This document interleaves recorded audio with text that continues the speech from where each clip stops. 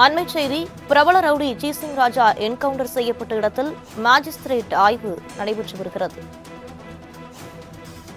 Chennai ECR சாலையில் அக்கரை Buckingham கால்வாய் சாலையில் ஜீசிங் ராஜா என்கவுண்டர் செய்யப்பட்டார். சோழிங்கநல்லூர் மாவட்ட உரிமையியல் மற்றும் குற்றவியல் நடுவர் நீதிமன்ற நீதிபதி கார்த்திக் ஆய்வு நடத்தி வருகிறார். அண்மை செய்தியாக பார்த்து வருகிறோம்.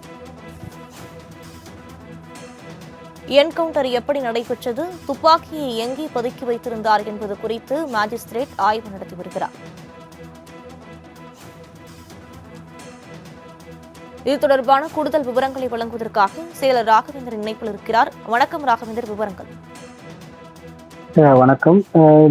நேற்று ஆந்திரா அருகே இருக்கக்கூடிய கடப்பாவில் பிரபல ரவுடி ஜீசிங் ராஜா சென்னை தனிப்படை போலீசாரால் கைது செய்யப்பட்டார். அவரை அழைத்து வந்து சென்னை அழைத்து வந்து விசாரணை செய்த போது அவர் ஒரு கள்ளத்துப்பாக்கி வைத்திருப்பதாக தெரிவித்ததை அடுத்து அந்த கள்ளத்துப்பாக்கி பறிமுதல் செய்வதற்காக தனிப்படை போலீசினர் அங்கு கிழக்கு கடற்கரை அருகே இடத்துக்கு சென்றனர்.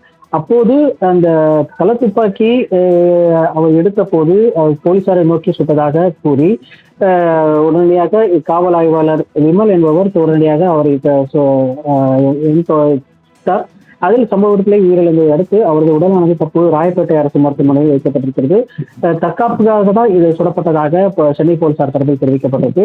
இந்த நிலையில் இந்த துப்பாக்கி சூடு நடைபெற்ற இடத்தில் தற்போது மேஜிஸ்ட்ரேட் தற்போது ஆய்வு செய்து வருகிறார். விசாரணைக்கு அழைத்து வந்த பிரபல ரவுடி ஜீசிங் ராஜா எப்படி கடற்கரை சாலை அக்கறை என்கவுண்டர் செய்யப்பட்டார், எப்படி போலீசார் மீது தாக்குதல் நடத்த முயன்றதை தொடர்ந்து தற்காப்புக்காக எப்படி அவர் சுடப்பட்டார் என்பது குறித்து தற்போது அந்த இடத்தில் விசாரணையானது நடைபெற்று வருகிறது.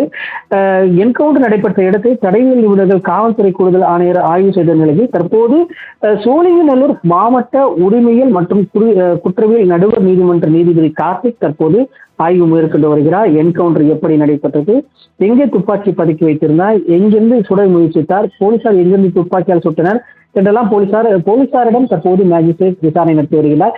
இதனை அடுத்து ராயப்பேட்டை அரசு மருத்துவமனைக்கு இவர் மேஜிஸ்ட்ரேட் முன்பு போஸ்ட்மார்ட்டம், அதாவது பிரேத பரிசோதனை நடைபெறும். அதன் பின்பு உடனடியாக ஒப்படைக்கப்பட இருப்பதாக தெரிவிக்கப்பட்டிருக்கு.